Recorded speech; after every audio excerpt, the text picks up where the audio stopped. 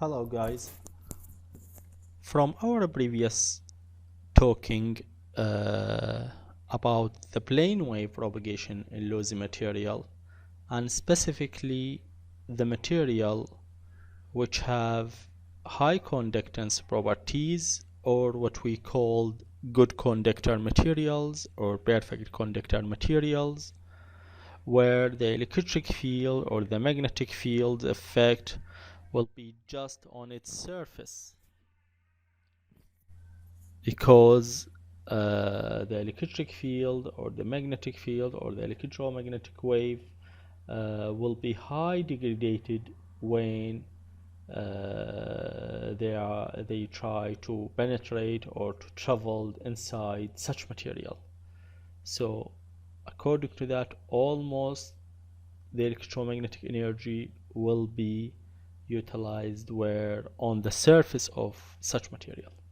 So from all this and from previous our previous knowledge about the Faraday law, where we know the Faraday law said approximately, okay, the existing of the time varying magnetic fields or flux beside a conductor will induce electric potential or electric force or electric current across this conductor and in opposite direction according to the Lenz law. So from both of these subjects, now we could explain how the current will be flow or will be produced on the surface of the conductor. Okay, because according now to Faraday law, if we put a conductor loop or a conductor wire beside a source of the magnetic field varying with time, this conductor wire or this conductor loop will have electric potential across its terminals, and according to that there will be electric current pass through it. So now, according to our knowledge about how the electric or magnetic or electromagnetic field will be effect of conductor material, okay, we could explain Faraday law, because the electric field or the magnetic field, which will vary with time, okay, and applied on this conductor material or conductor loop, this field couldn't penetrate the conductor, okay, and its effect will be just where on its surface.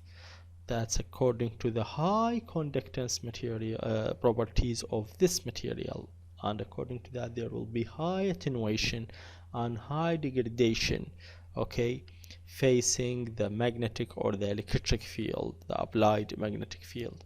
So according to that, as we said, the effect of the magnetic field will be just on the surface of the conductor, and because we know any conductor material has very high number of free electrons on its surface, so these free electrons, it could move, okay, or excite if any amount of energy is applied across this conductor piece. So we know if we applied a battery which produced a constant amount of energy which is produced by a chemical interaction inside this battery, so this energy will result or will excite the free electron on the surface of the conductor and make them moved in the same direction of the applied energy. So same thing will be happened in case of if we apply the source of alternating energy instead of constant energy or continuous energy.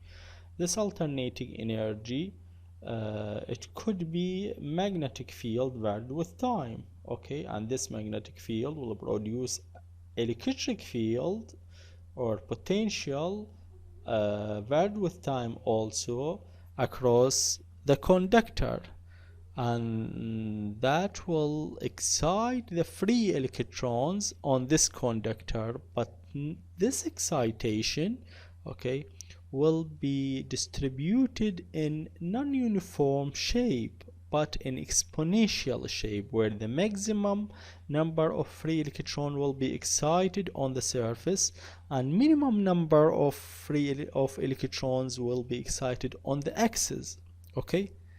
Whereas in case of constant amount of energy or DC current, the energy will be applied or distributed uniformly across the cross section of the conductor, and according to that, it's a uniform amount of electrons on this conductor or across this conductor will be excited and moved to produce DC current. In case of varied or time varying magnetic field or alternating source of the energy or alternating source of the electric field or of the potential, so the excitation or this energy will be distributed in non-uniform shape but exponentially. That means maximum on the surface, maximum effect will be on the surface, because here we have magnetic field, and any magnetic field or electric field, if it's applied on any conductor material, its effect will be confined on on the surface of the conductor, because this conductor has high penetration, high conductance properties, high attenuation, high degradation regard the electric or the magnetic field. So the effect of the electric field or the magnetic field will be confined where just on the surface, and this effect will be degraded or attenuated, okay, to reach to the zero, where maybe approximately zero, where on the axis on the center. So effect will be more here and the effect will be less where there. So according to that, the free electrons or the electrons in the surface will be moved but in non-uniform shape, so it will be maximum on the surface, minimum on the center. That will produce current maximum on the surface and degraded where in the direction of the center.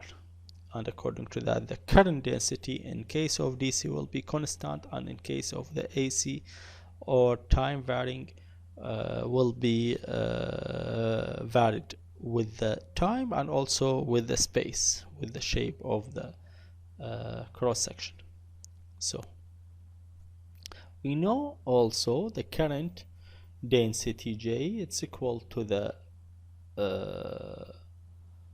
multiply of the conducting properties or conductivity multiplied by the electric field. And because here we have vector electric field as a vector, so the current density which will produce is vector also and take the same direction of the electric field. So the electric field here is directed, or is oscillated in this direction, back forth, the electric field from positive to the negative, from positive to the negative, and then the electric current or the conducting current will take same direction.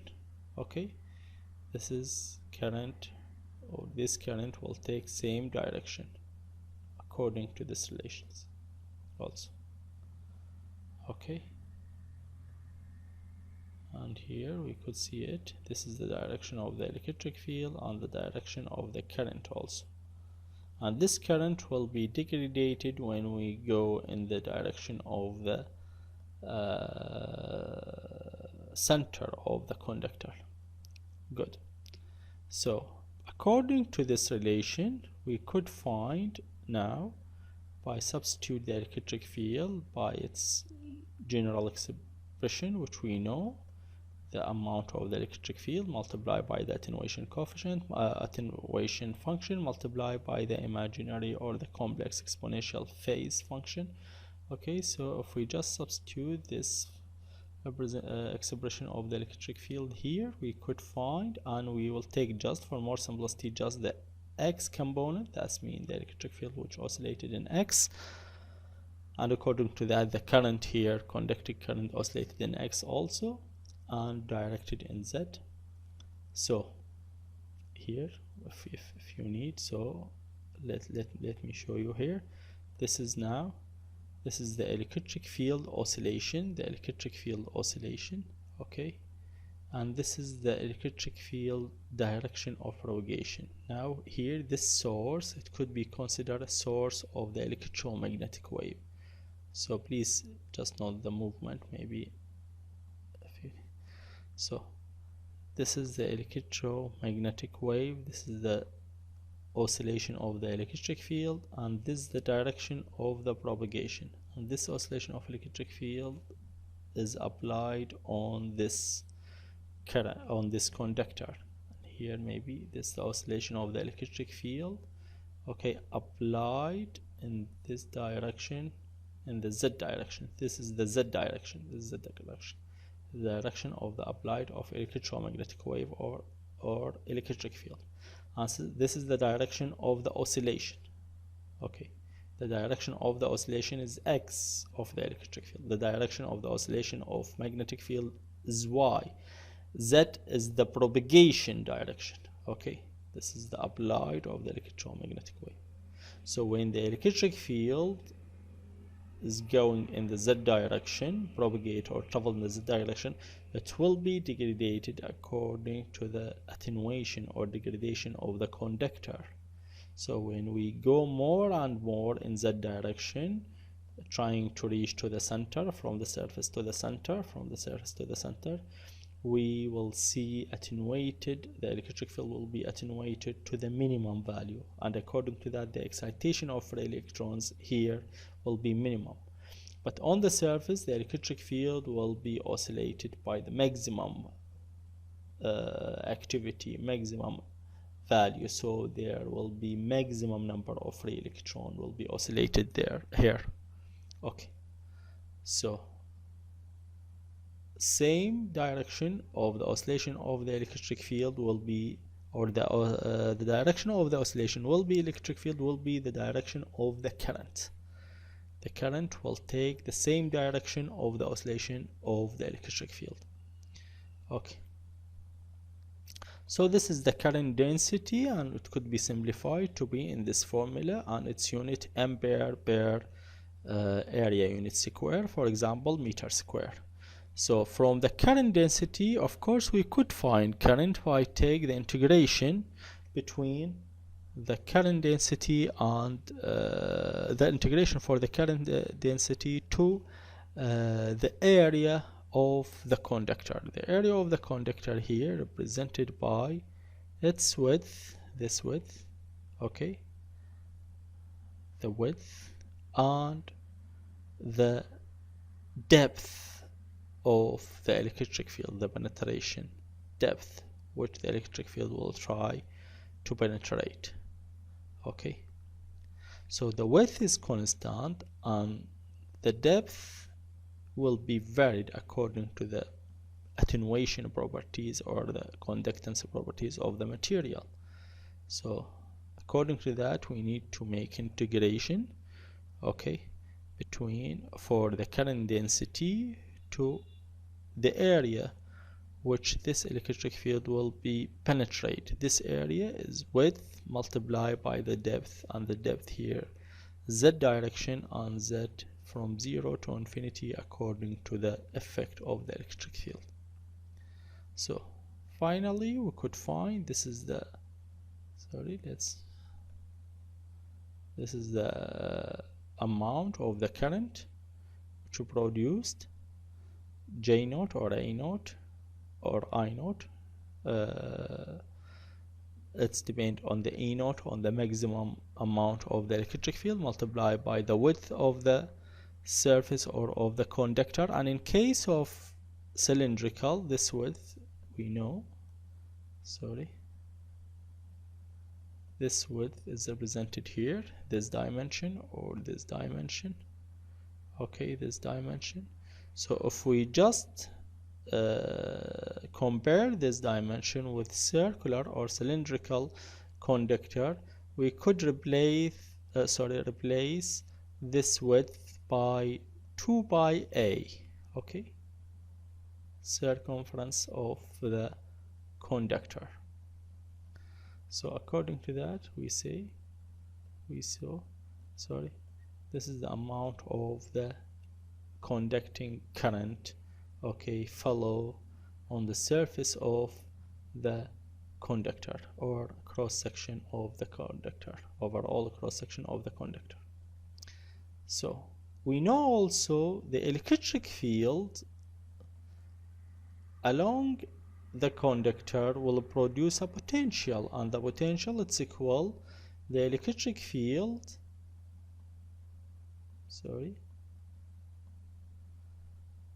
multiply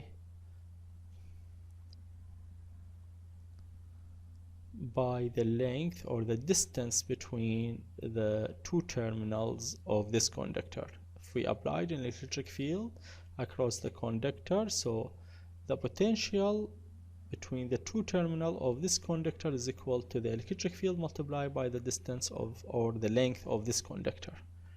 Okay, E naught it's equal to J naught divided by the conductivity multiplied by E, it's equal J, so E it's equal J over conductivity multiplied by L.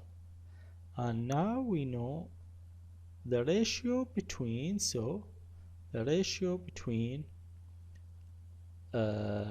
this potential to the current which we found previously here will produce new parameter we called as an impedance. Okay, so the impedance of a conductor with a certain width W here and certain length L, it's equal to this formula. Okay, and this for depth, this conductor or slab, for depth it's equal to, or we could consider this depth is infinity, because we integrate here, we integrate to find the I, we make integration here from 0 to infinity. And in case of high frequency, we could consider any distance larger than 5 penetration depth. It could be approximately infinity, especially for the high frequency. That's mean we calculated here the current and the potential and the distance, impedance for a distance, for a depth, thickness of the conductor is considered here larger than 5 penetration depth, 5 delta. Okay, so this impedance, okay, is equal to this formula.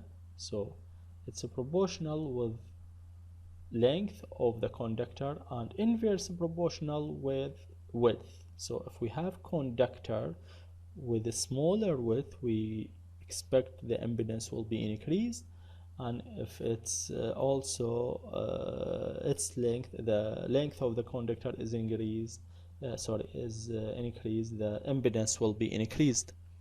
So we could rename this impedance to be surface impedance. Okay, we will rename this term as a surface impedance, multiplied by L and divided by width. So that's mean the surface impedance is the impedance for, or internal impedance for 1 meter length and 1 meter width. We could call this as a surface impedance. Okay,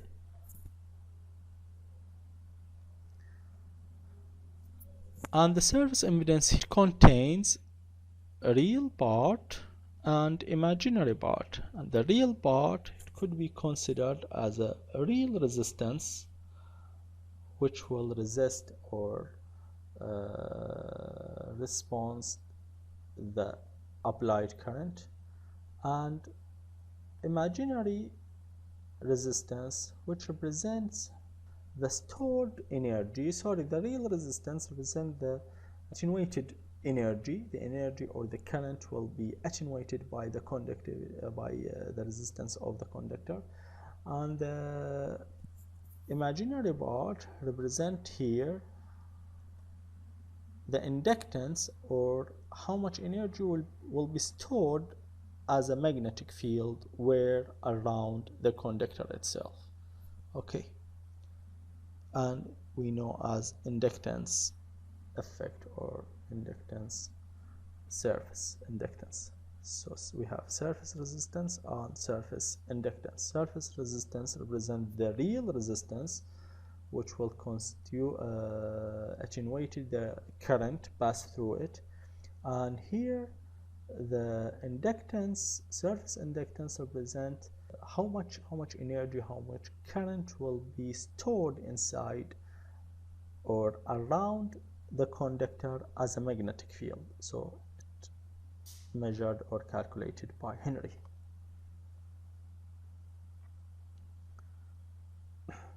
So as an impedance, the real part or the resistance also, it could be measured as the surface or sheet resistance multiply the total resistance multiplied by the length of the conductor and divided by the width.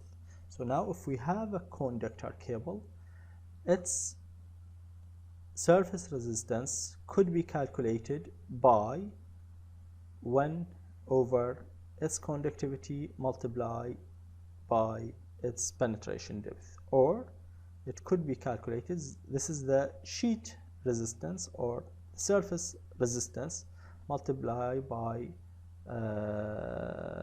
under square root pi multiplied by the frequency. The frequency, of course, according, that means this R is varied according to how much applied, how much the frequency of the electric signal which applied on this or which will pass on this conductor, multiplied by the permeability, okay, and divided by the conductivity of this conductor. So this is the sheet or surface resistance for this conductor cable. Now this resistance, according to the length of the cable and the cross section, its cross section, we could find the total resistance with this cable. When we increase the length, we expect the resistance will be increased, and according to that, the current will be also the current and also the potential will be decreased. When we increase the width, we expect the resistance will be decreased. So when we need to send electric power, electric current to far distance, that's mean long L, we need to increase width to minimize the resistance and then deliver maximum power or maximum current to the destination. Okay, and if we have here, as we said, if we have cylindrical shape conductor, so we will replace this width by 2 pi a. Okay, sorry,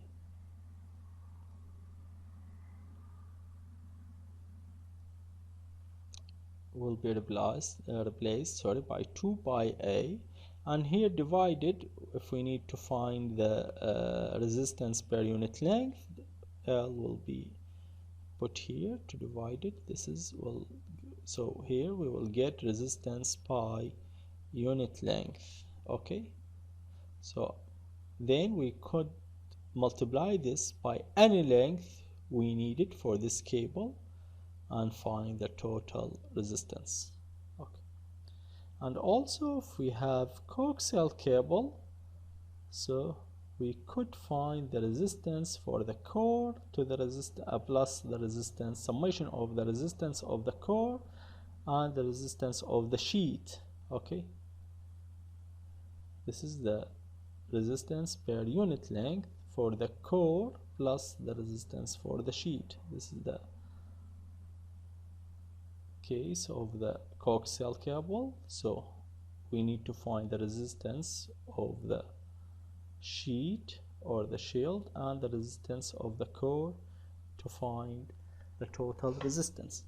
So now we know how the current will flow in conductor. So there will be current in conductor if there is a source of the energy is applied on or across the termination of this conductor. If this energy is constant energy, so the produced current will be DC. Okay, that means the energy will be distributed uniformly across the cross section of this conductor, and then the charge will be moved uniformly, the same number, the same distribution of the charge will be moved from this termination to this termination and produced DC current. But if the source of the energy is time varying, that means varied with time, for example, magnetic field according to the Faraday law or the electromagnetic wave applied on this conductor. So this magnetic field varied with time or the electric field varied with time will applied on the conductor and affect on just its surface, because we know if we have a conducting material, okay, and there is an electric or magnetic field to try to penetrate this material, so it will be oscillated on its surface and rapidly degraded when it's penetrated, because the high attenuation inside this material or high conductance properties of this material, the conductor material, and according to that the attenuation will be very fast inside this material. So according to that, the effect of the magnetic field or the electric field will be just on its surface. So because in conductor material the high percentage of the free electrons were on the surface of the conductor material, so high excitation will be produced on the surface, high number of free electrons will be moved on the surface, and the movement direction will be with the same oscillated direction of the electric field. Okay, so according to that, AC current will be produced along this conductor piece. Okay, this current could be calculated by calculating the current density across this conductor. The current density across this conductor, J, it could be calculated by knowing how much the conductivity of this conductor and how much the electric field is applied on this conductor. So according to that, we could calculate the current density, and from the current density and by making integration across this section of the conductor, we could find